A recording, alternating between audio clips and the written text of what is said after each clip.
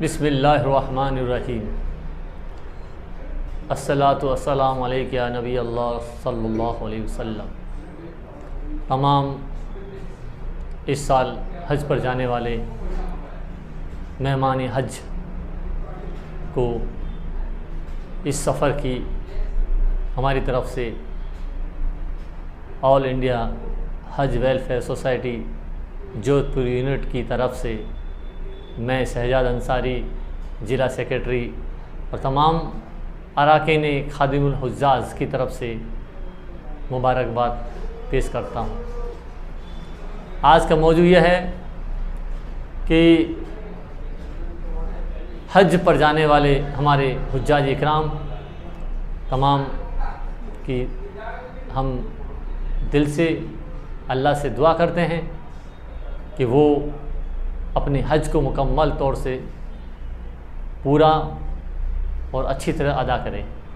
इसके लिए हमें कुछ ज़रूरत की जो चीज़ें हैं वो ध्यान में रखने वाली, उसको पेश नज़र रखनी है, जिससे कि हमारा हर अमल काबिल कबूल हो और ये सफ़र हमारा जो है अल्लाह की राह में कबूल होने वाला हो, इससे अल्लाह हमसे राज़ी हो जाए। तो इसमें हमें ख़ास जो चीज़ों की जो ध्यान देने वाली बात है वो मैं आज आपके सामने पेश करता हूँ, जिसको तमाम हुज्जाज इकराम अपनी इस चीज़ों के ऊपर गौर करें। ये जो है हमें इस हज को मकबूल और मबरूर कैसे करवाएं अल्लाह से, इस बारे में थोड़ी सी बातचीत होगी, गुफ्तगू होगी इंशाअल्लाह। सबसे पहला मौजू ये है हमारा कि जो है आज़मीन हज, अभी जो हमारी जो फ़्लाइट जो है 21 तारीख से शुरू हो गई राजस्थान की और 26 तारीख तक जो है एक फ़्लाइट है।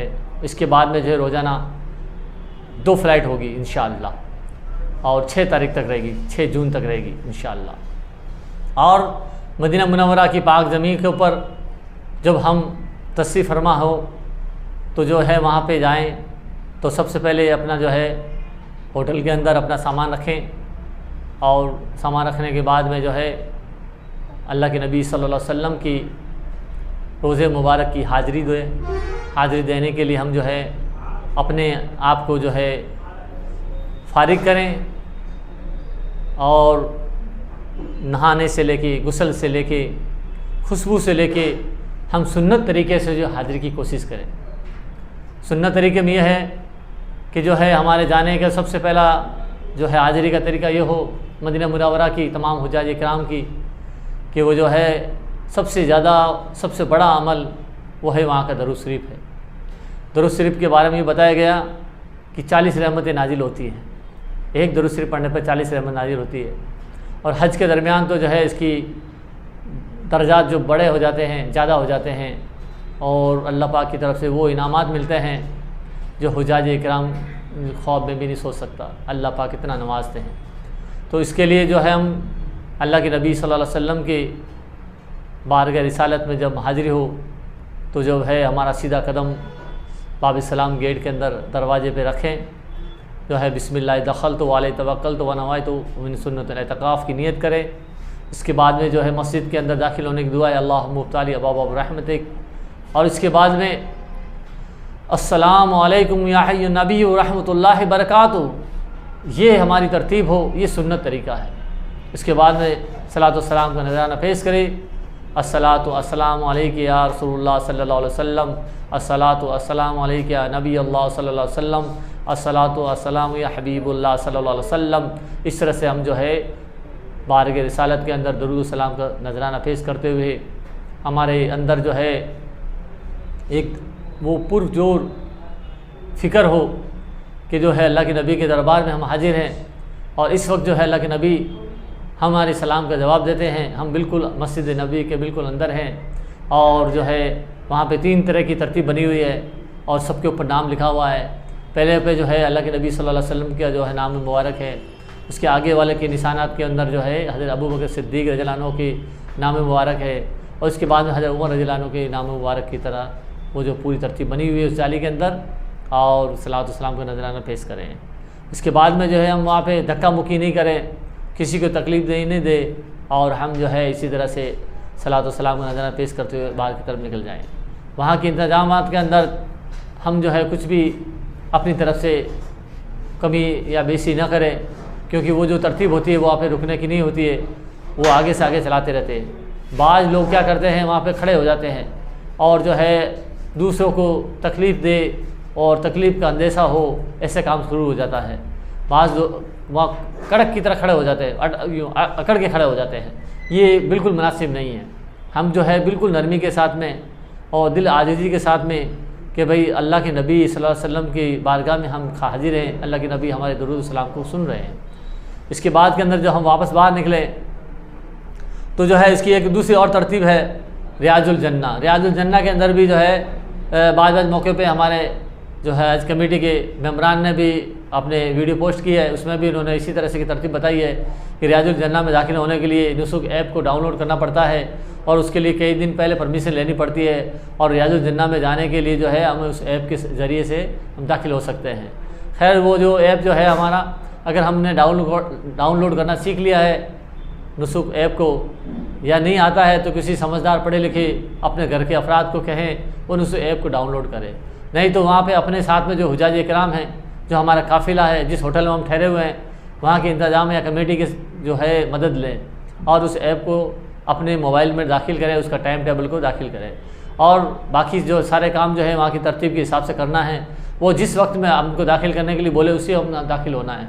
2 रकात नफिल नमाज़ पढ़ के और अपनी और तमाम मुसलमानों की आखिरत की और उम्मत की भलाई की दुआ करनी है। और इसके बाद में जो है हम सबसे ज़्यादा अमल जो करें वो दुरूद पाक का करें। सबसे ज़्यादा बड़ा अमल जो है वो वहाँ का दुरूद पाक का है। इसी तरह से जो है बाब सलाम के बाहर जब हम बाहर निकलते हैं 6 नंबर 7 नंबर गेट की तरफ, तो वहाँ पे गमामा मस्जिद है, हज़रत अबू बकर सिद्दीक़ रज़ियल्लाहु अन्हु की मस्जिद है, हज़रत अली रज़ियल्लाहु अन्हु की मस्जिद है, हज़रत उमर रज़ियल्लाहु अन्हु की मस्जिद है। 4 मस्जिदें सामने हैं और ये चारों मस्जिद अपना एक मकाम रखती है। ये भी वहाँ की जो है ज़ियारतों के अंदर आती है। इसी तरह जो है एक मस्जिद इसके आगे बुखारी की मस्जिद है। बुखारी रहमतुल्लाह अलैह जो है वहाँ पे बुखारी शरीफ जो है याद किया करते थे, पढ़ाया करते थे। इसी तरह से जो है मस्जिद कुबा है ज़ियारत के अंदर, मदीना मुनव्वरा की ज़ियारत के अंदर। मस्जिद किबलतैन है, मस्जिद जो है 2 मस्जिदों वाली मस्जिद, और मस्जिद वहाँ पे फ़तेह है, मस्जिद हज़रत उमर रज़ियल्लाहु अन्हु की मस्जिद है।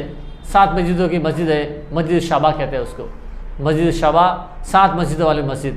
ये मस्जिदें जो है हज़रत आप सल्लल्लाहु अलैहि वसल्लम ने जब खंदक का मौका आया और गज़वा खंदक हुआ तो जो है वहाँ पे जो है चंद खेमे बनाए गए।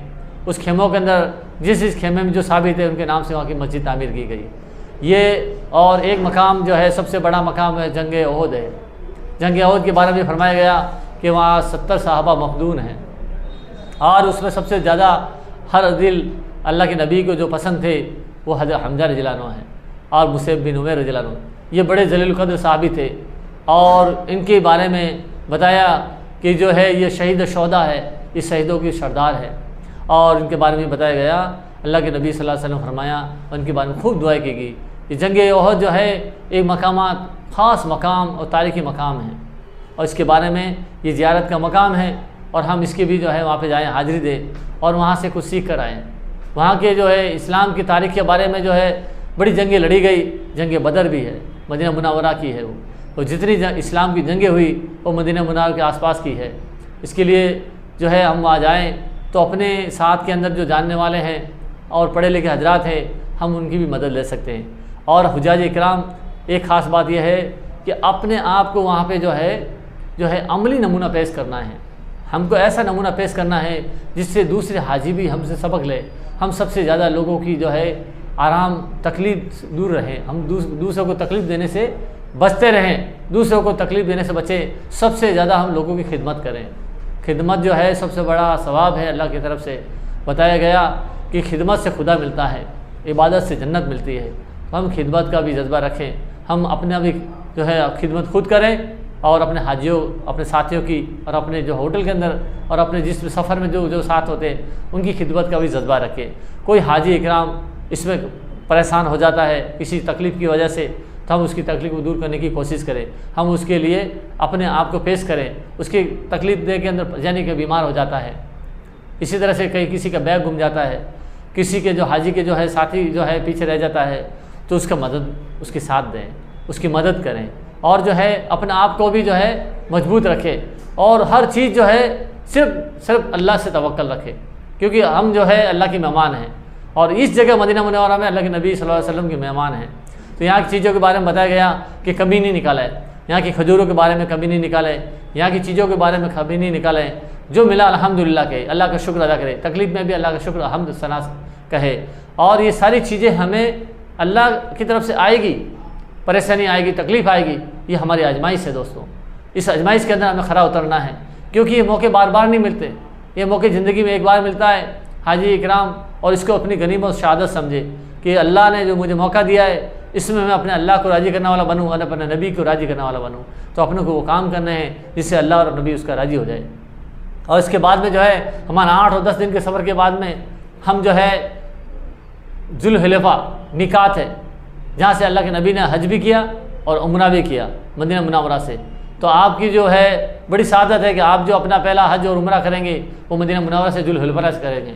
जुल्हुलैफा जो है मस्जिद नबी से यानी कि मदीना मुनव्वरा से 4 से 5 किलोमीटर दूर है और वो मिकात है, और वहाँ पे जाके हाजी इकराम जो है अपना एहराम बांधते हैं और वहाँ से जो है 2 रकात नफिल पढ़ के और उम्रा की नियत करते हैं और तलबिया पढ़ते हैं, लब्बैक अल्लाहुम्मा लब्बैक लब्बैक ला शरीका लक लब्बैक इन्नल हम्दा वन निअमता लक वल मुल्क ला शरीका लक।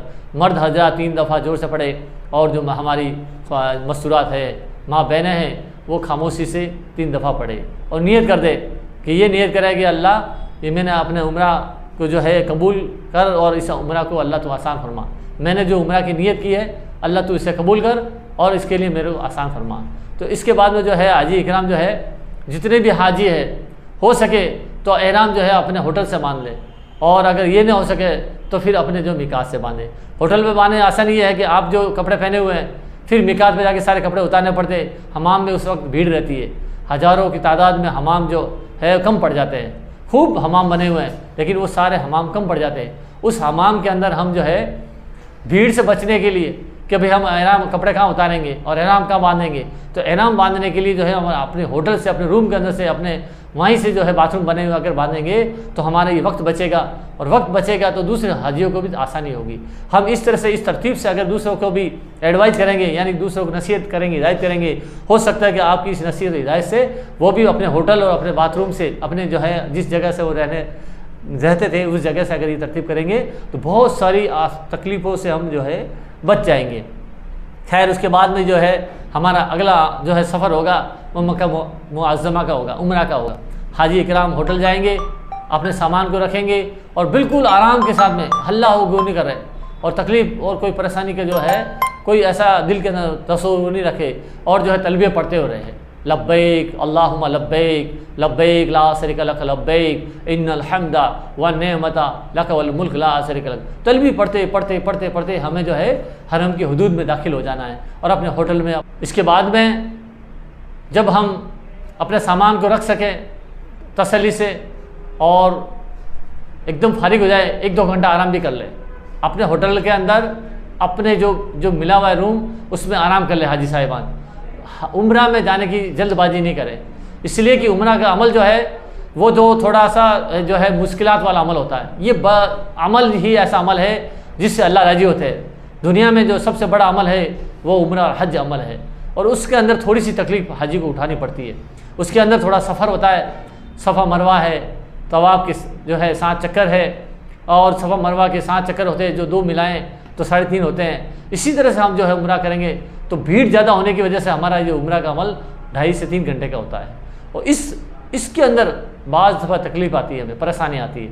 बाज़ दफ़ा नमाज के वक्त में जो है हम अपनी हज्जन के साथ के अंदर होते हैं, हमारे जो मस्तूरात होती है उसके साथ में होते हैं, नमाज के वक्त में उनको अलहदा कर दिया जाता है। तो इसमें एक बड़ी दिक्कत ये आती है कि जो है दोनों के पास अगर मोबाइल होता है तो दोनों फ़ोन के ज़रिए से रब्ता कायम कर सकते हैं। अगर फ़ोन नहीं हो उस वक्त में, उस हालत में हम उससे कैसे रब्ता कायम करें, क्योंकि औरतों की नमाज बिल्कुल पीछे होती है, आप बिल्कुल आगे होते हैं, और जब नमाज ख़त्म होती है तो सारे लोग जो है इधर से उधर हो जाते हैं, यानी मुंतशिर हो जाते हैं, और उस भगदड़ के अंदर जो है हजन खो जाती है, हज़ारों की तादाद के अंदर उसके अंदर होती है, तो हम पहचान नहीं पाते हैं, हमारी हजन जो है भटक जाती है, हम एक दूसरे को वहाँ पे परेशानी के हाल में ढूंढते रहते हैं। तो ये इस तकलीफ से बचने के लिए एक तो नमाज के वक्त में हम दाखिल नहीं हों, जिस वक्त नमाज हो उसके बाद में हम दाखिल हो। अगर हम सही तरह से अपना उम्रा करना चाहते हैं, सही तरह से हम तवाफ़ करना चाहते हैं, सही तरह से हम जो है सफा मरवा करना चाहते हैं, तो नमाज के ऐन वक्त में हम दाखिल नहीं हो। नमाज के बाद नमाज बाहर पढ़ लें, नमाज जो है हरम के बाहर के जो है बरामदे में पढ़ लें, बड़े बड़े मैदान हैं वहाँ पे नमाज के लिए, तो वो आप नमाज बाहर पढ़ें। आपको नमाज के बारे में जो बिल्कुल अलहदा जो है वक्त दिया जाता है, तो आप वहाँ नमाज पढ़ें। और उम्रा के लिए जो है बिल्कुल फारिग वक्त में उम्रा करें, 2 से ढाई घंटे आपको मिलते हैं। तो ये वक्तों का ख़ास तौर से ख्याल करें। असर और मगरिब के दरमियान के वक्त जो है तंग वक्त होते हैं, इतने तंग वक्त होते हैं कि उसमें जो है नमाज के दरमियान हज और हजन दोनों अलग अलग हो जाते हैं। तो वो दोनों जगह पे हमें साथ में रहना है, तो हम एक तो फजर की नमाज की बात करें, उसमें हमको 4 से 5 घंटे मिलते हैं। जोहर के बात करें, उसमें 2.5 से 3 घंटे मिलते हैं। और इशा के बात करें तो पूरी रात मिलती है। ये हम अपने उम्रा को सही अदा करने का वक्त है। ये अगर हाजी साहिबान इस वक्त के अंदर इस तरतीब के साथ में अगर वो उम्रा करेंगे, तो इंशाअल्लाह दोनों अपने जोड़ों के साथ में या पूरे जो ग्रुप के साथ में, जितने कवर में हैं, 5 है तो 5 साथ में रहेंगे, 4 है तो 4 साथ में रहेंगे। हम एक तरह से हम पूरे ग्रुप की शक्ल के अंदर अपने उम्रा को मुकम्मल कर लेंगे। ठीक है। अगर आपने अब अपना उम्रा मुकम्मल कर लिया है, तो यहाँ जो है 2 रकात नमाज शुक्राना पढ़े और दुआएं करें। अल्लाह पाक आपके उम्रा को कबूल फरमाए। आमीन या रब्बिल आलमीन।